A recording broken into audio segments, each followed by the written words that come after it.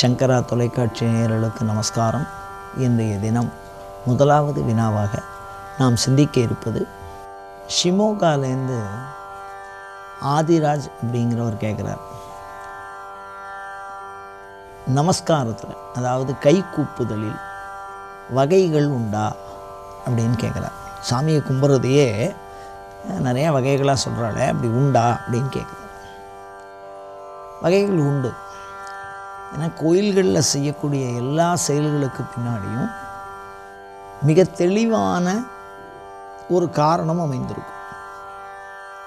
அது செய்பவர்களுக்கு எப்பொழுதும் நலனை தருவதாகவும், தீயதை விளக்குவதாகவும், அறிவை தெளிவுபடுத்துவதாகவும், ஆன்மாவிற்கு விடுதலை அளிப்பதாகவும் அந்த செயல்கள் அமையும். அந்த வகையில் பார்த்திங்கன்னா, இப்போ சாதாரணமாக நமஸ்காரத்தை பற்றி தான் கேட்குறீங்க. கை கூப்புதல் அப்படிங்கிறது தாயார் நம்ம வயத்தில் சுமக்கிறதுனால கட்டிலும் தொட்டிலும் மாறு மேலும் தோல் மேலும் வைத்து என்னை காதலித்து பட்டினத்தார்.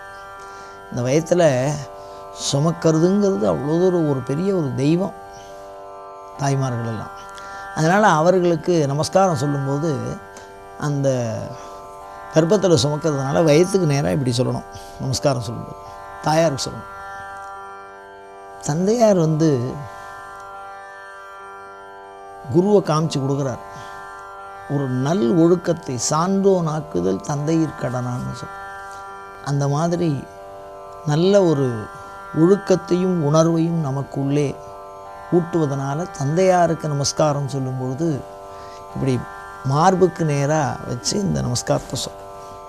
இதுக்கு அடுத்தபடியாக நமக்கு தொழிலை கற்றுக் கொடுத்து இந்த உடலையும் உயிரையும் வளர்ப்பதற்கு உண்டான செயல்களை செய்து கொடுத்தவர்கள் குரு அப்படின்னு பேர். இப்போ ஒவ்வொருத்தருக்கும் ஒவ்வொரு தொழிலை ஒவ்வொருத்தர் கற்றுக் கொடுத்துருப்பாங்க. அவளுக்கெல்லாம் நமஸ்காரம் பண்ணும்போது அந்த அறிவை பெற்று தந்ததுனாலே இந்த புருவ மத்தியில் கையை வச்சு நமஸ்காரம்னு சொல்கிறோம்.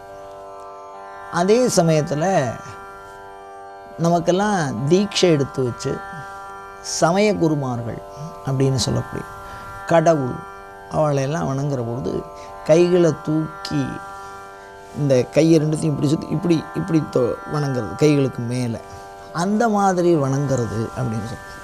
இதுலேயே என்னன்னு கேட்டிங்கன்னா, இந்த நமஸ்காரங்கிறது இடம் சார்ந்தும் சூழல் சார்ந்தும் வெவ்வேறு விதமான பொருள் மாறுபடும். நீங்கள் இது ஒண்டியே பொருள் அப்படின்னு நீங்கள் எடுத்துக்க முடியாது. இந்த நமஸ்காரத்துக்கு ஒண்டியும் அபிவாதன நமஸ்காரம்னு ஒன்று இருக்குது. நான் வந்திருக்கேன்னு சொல்கிறது, அதுக்கும் இந்த வணங்குதல் தான் அர்த்தம். சாதாரணமாக வச்சுங்களேன், இப்போ இந்த காவல்துறையில் பார்த்திங்கன்னா அந்த காலத்தில் எல்லாம் என்ன பண்ணுவாங்கன்னா, ராஜா வந்தால் அதுக்கு ஒரு விதமான ஒரு அந்த காவலாளி யார் போகிறா யார் வரான்னு தெரியணுமோ இல்லையோ, அதனால் ராஜா மந்திரி இவ மாத்திரம் உள்ளே நுழையும் போது ஒரு வணக்கம் சொல்லணும்.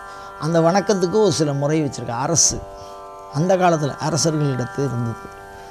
அந்த மாதிரியும் வணக்கம் சொல்கிற முறை இருக்குது. அது கண்காணிக்கின்ற முறை. நான் உள்ளே போகிறவாளை பார்த்துட்டு இருக்கேன். ஒரு வாயிற்காவலன் நிற்கிறான், உள்ளே ராஜா போகிறார் அப்படின்னா, ராஜா வரும்போது அந்த அந்த ஆயுதத்தை நேராக நிமித்தி வேறு மாதிரி ஒரு வணக்கம் சொல்லணும். அதே மந்திரி போகிறாருன்னா அவருக்கு ஒரு வணக்கம் சொல்லணும். சாமானியமாக இருக்கிறவாளை வணக்கம் சொல்லணும்னு அவசியம் இல்லை. அப்போ இந்த வாயிற்காப்பாளன் செய்கிற வணக்கத்துக்கு பொருள் மாறுபடும். நிறையா இந்த நமஸ்காரத்துக்கு நிறைய பொருள்கள் இருக்குது.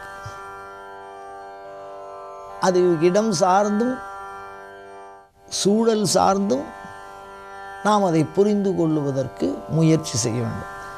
அதை நமஸ்காரத்தை பற்றியெல்லாம் திருமுறைகளில் சொல்ல, கரங்குவிவார் உள் மகிழும் கோன் கடல்கள் வெல்க,